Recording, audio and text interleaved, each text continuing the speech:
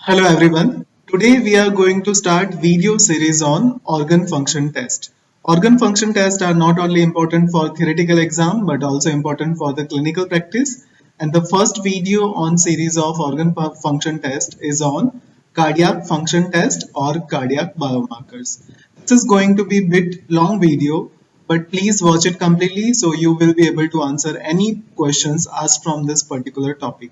To download lecture notes and other interesting stuff related to biochemistry, please visit website biochemistrybasics.com. After myocardial infarction, number of intracellular enzymes and proteins are released from the damaged cells. They have a diagnostic importance and they are called as a cardiac markers. Cardiac markers are useful in the detection of acute myocardial infarction, that is heart attack, or minor myocardial injury. Cardiac markers are tested in any chest pain, unstable angina, suspicious ECG changes, history suggestive of MI, following surgical coronary revascularization, patients with hypotension and dyspnea. So these are the various indications for the cardiac biomarker. Now, what are the criteria for the perfect cardiac marker?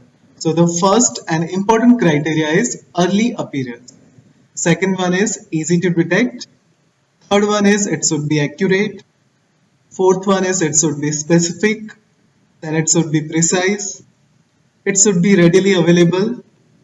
It should give fast results. It should be cost effective. And the last criteria is it should be easily interpreted. So these are the various criteria for the perfect cardiac marker. Now cardiac biomarkers are classified into three categories. First category is various enzymes acting as a cardiac marker. So first one is creatine kinase, that is CK. Second one is lactate dehydrogenase. And the third one is serum aspartate aminotransferase, which is also known as a SGOT. And the second category is non-enzyme proteins such as cardiac troponin I and T. And the second one is myoglobin. And the third category is others. In the others, there is various markers like brain natriuretic peptide and ischemia modified albumin are included. So first we will see various enzymes as a cardiac biomarkers. In that first we will see creatine kinase, that is CK. Creatine kinase is an enzyme which is expressed in number of tissues. CK enzyme consists of two subunits, that is B or M. B stands for brain type and M stands for muscle type. So there is a three different isoenzymes of CK. First one is CKMM, second one is CKBB, and the third one is CKMB. CKBB occurs mainly in brain tissues and rarely of any significance in the bloodstream, while skeletal muscle expresses around 98% of CKMM and 1% of CKMB. The myocardium has around 70% of CKMM and 30% of CKMB. And there is a fourth isoenzyme of CK is also present, which is known as a CKMT, and it is located between the inner and outer mitochondrial membrane, and it constitutes in the heart. The normal level of CK in the males is 15 to 100 unit per liter, and in the female it is 10 to 80 unit per liter. And the upper limit for the CKMB activity is 6 unit per liter. So that is regarding the normal value of CK as well as CKMB. Now function of creatine kinase. So function of creatine kinase is it catalyzes the conversion of creatine to the phosphocreatine by degrading ATP to ADP. So in cardiac as well as in other tissues, this phosphocreatine serves as an energy reservoir for the rapid regeneration of ATP. This is the table showing the three different isoenzymes of creatine kinase, that is CKMM, CKMB and CKBB. CKMM has a least electrophoretic mobility while CKBB has a maximum electrophoretic mobility. And CKMM is originated from skeletal muscle while CKMB is originated from heart and CKBB is originated from the brain. Now clinical interpretation. So increased activity of creatine kinase is seen following myocardial infarction, and the degree of increase varies with the extent of tissue damage. CK is the first enzyme which appear in the serum in higher concentration after myocardial infarction and is probably the first to return to normal level if there is no further coronary damage. So remember, CK, that is creatine kinase, is the first enzyme to appear in serum in higher concentration after myocardial infarction. The CKMB isoenzyme starts to increase within 4 hours after an acute attack of myocardial infarction and reaches a maximum within 24 hours. And CKMB is more sensitive and specific as compared to total CK in acute myocardial infarction. Now, relation of creatine kinase with muscle disease. So the level of creatine kinase in the serum is very much elevated in muscular dystrophy, that is in the level of 500 to 1500 international unit per liter. And the CK level is highly elevated in conditions like crush injury, fracture and acute cerebrovascular accidents. Estimation of total CK is employed in muscular dystrophy while CKMB is estimated in myocardial infarction. So that is regarding the creatine kinase and its various isoenzymes. Now, second enzyme which is used as a cardiac biomarker is lactate dehydrogenase. Lactate dehydrogenase is the enzyme which converts pyruvate to lactate reversible. LDH is distributed widely in liver, cardiac muscle, kidney, skeletal muscle, erythrocytes and other tissues. Because LDH is not tissue-specific enzyme, serum total LDH is increased in wide variety of disease including heart disease. And the normal level of LDH value is 125 to 290 unit per liter. Now, LDH enzyme is a tetramer with 4 subunits. But the subunit may either be H or M polypeptide chains. And due to that there are 5 different combinations of H and M chains are possible. Like H4, H3M1, H2M2, H1M3 and M4 varieties, and all these 5 forms are seen in all persons. So this LDH enzyme is a tetramer with 4 subunits, and the subunit may be either H, that is heart type, or M, that is muscle polypeptide chain type.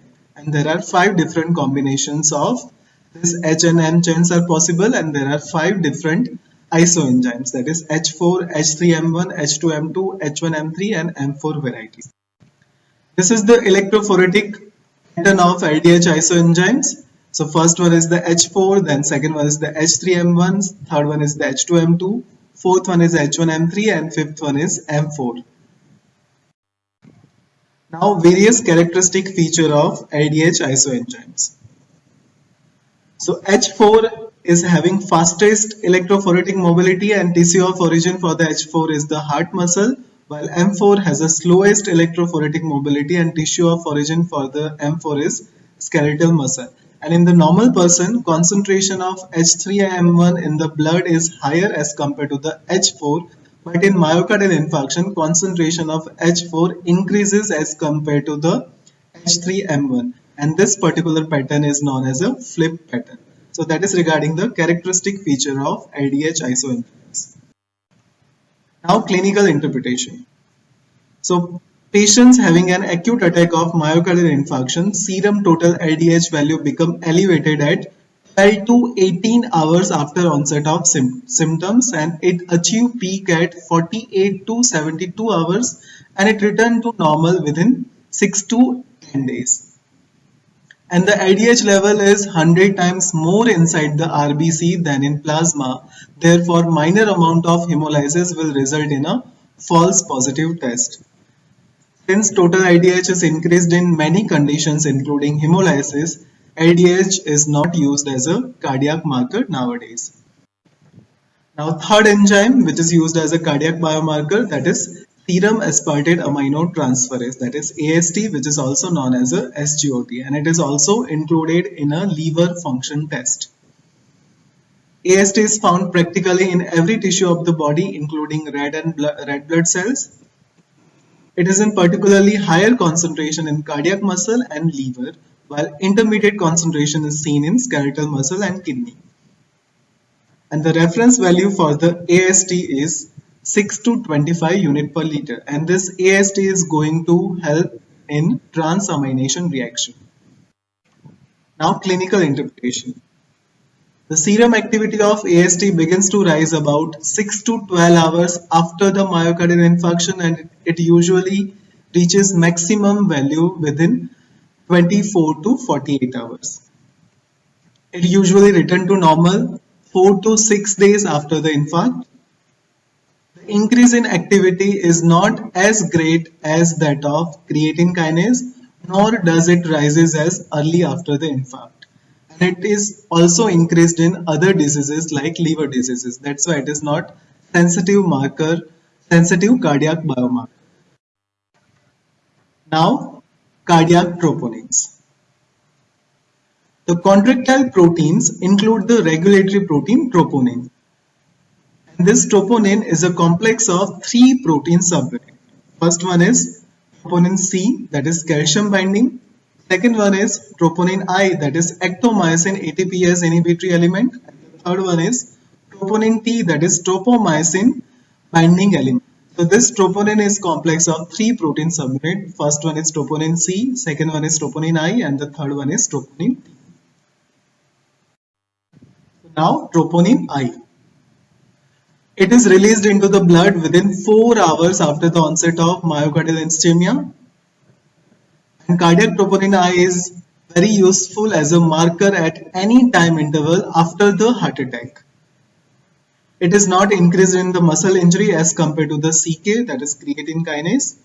And the normal value of troponin I is 1 nanogram per ml. Troponin I levels more than 1.5 nanogram per ml suggest myocardial infarction. A negative cardiac troponin test at 12 hours excludes an acute myocardial infarction in a patient with chest pain. Now troponin T. It increases within 4 hours after myocardial infarction.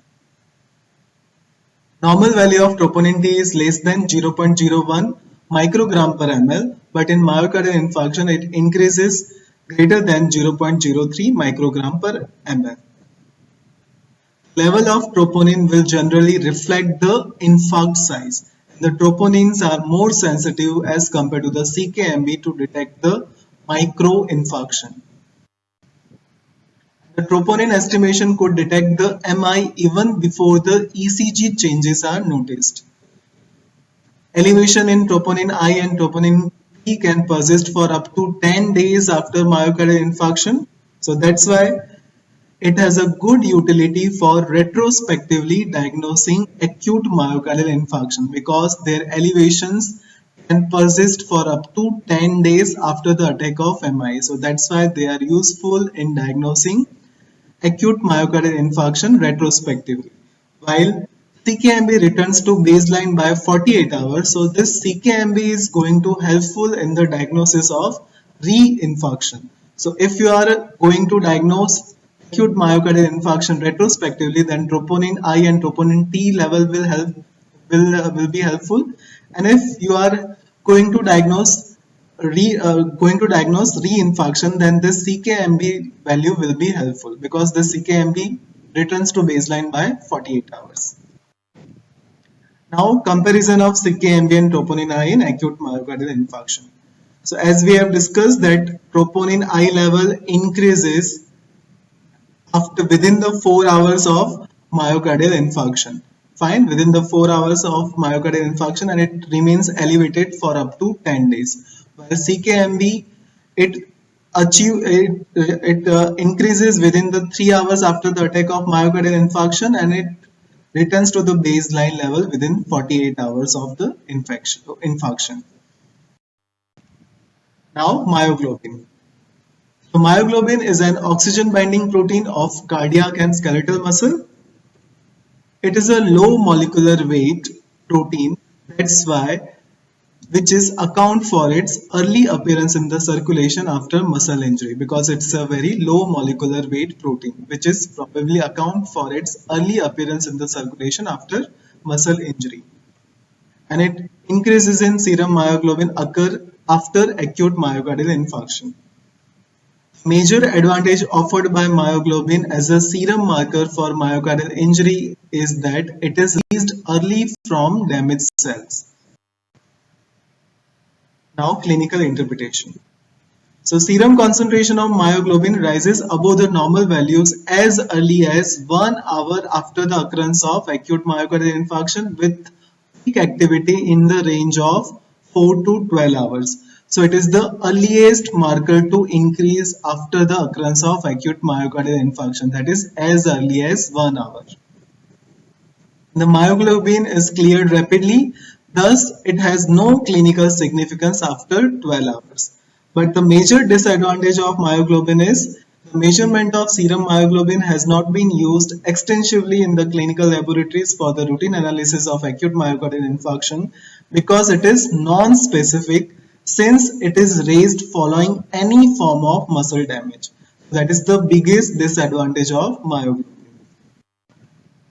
This is the picture showing the temporal pattern of myoglobin and creatine kinase 2 in patients with myocardial infarction. As we have discussed, myoglobin is the earliest marker to increase as early as 1 hour after the attack of acute myocardial infarction, and it disappears within the blood within 12 hours of infarction.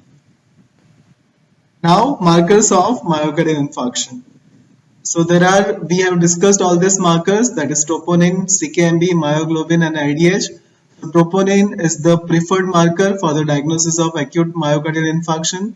CKMB is a useful marker, myoglobin is non-specific and IDH is not used nowadays.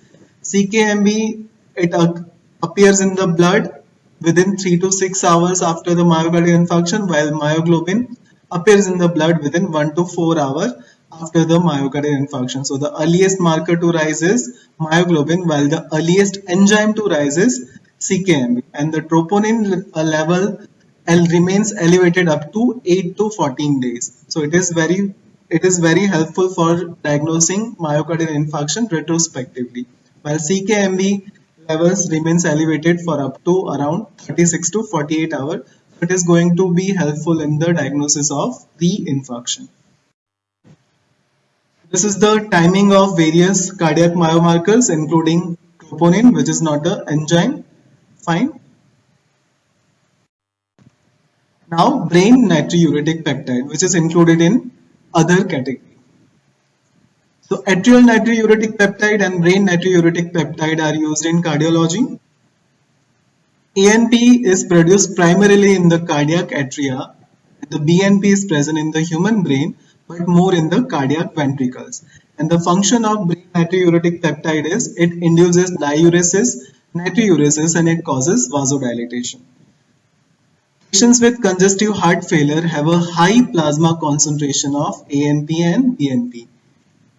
The concentrations are correlated with the extent of ventricular dysfunction. High concentration of BNP predict poor long-term survival, and the BNP test helps to differentiate heart failure or obstructive lung disease as the cause of breathlessness. And the most specific marker for the ventricular dysfunction is pro-BNP, that is pro-brain natriuretic peptide. Now, which are the various novel cardiac markers? So the first one is Ischemia Modified Albumin, that is IMA. Second one is adrenomedulin, which is a vasodilator peptide. And the third one is copeptine, which is synthesized in the paraventricular neurons of hypothalamus. So these are the novel cardiac markers or candidate markers for the myocardial infarction. So first, Ischemia Modified Albumin. It is a major breakthrough in cardiac testing. There is an oxidative damage during cardiac ischemia, and this albumin has a capacity to bind the heavy metal ions like cobalt and copper, and the binding capacity of this albumin is reduced when there is a oxidative damage. So this test is called as a Ischemia Modified Albumin assay. Ischemia Modified Albumin test is very easy to perform.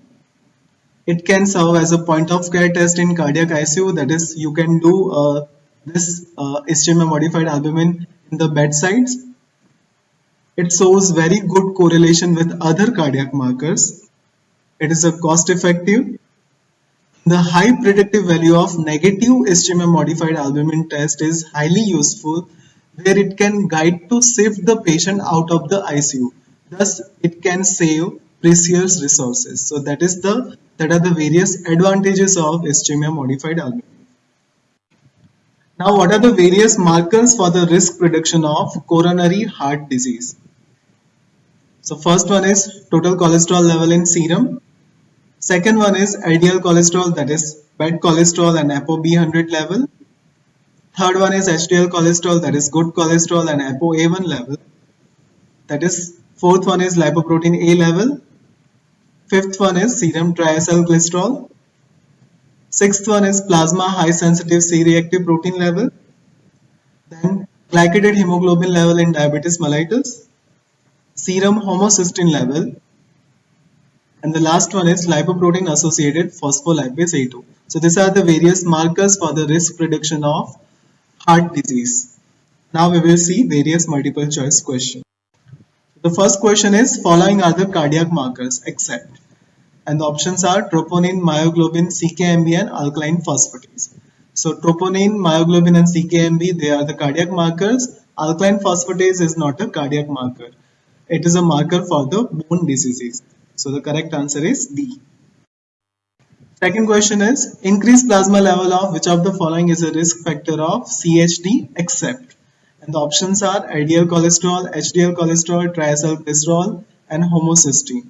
So increased plasma level of which of the following is a risk factor of CHD? So LDL cholesterol is the correct one, triacylglycerol is the correct one and homocysteine is the correct one. HDL cholesterol is a good cholesterol. So the correct answer is HDL cholesterol, that is B. Last question is, which of the following cardiac marker releases first following myocardial infarction? And the options are myoglobin, troponin, LDH and AST. So the earliest marker to rise after myocardial infarction is myoglobin. So the correct answer is A. These are my references. Thank you for watching. Please like, share and subscribe Biochemistry Basics by Dr. Amit. And don't forget to press the bell icon so you can get all the notifications from it. Thank you.